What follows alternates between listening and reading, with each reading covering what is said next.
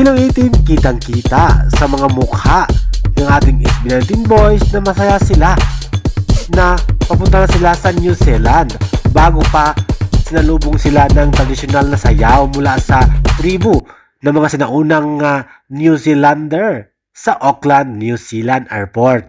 Kitang-kita sa mga mukha ng boys natin na super excited sila papuntang New Zealand Airport sa mga picture na yan sa mga larawan natin. At kasunod ng mga ilang oras, pagdating sa New Zealand Airport, iba na, ibang saya na.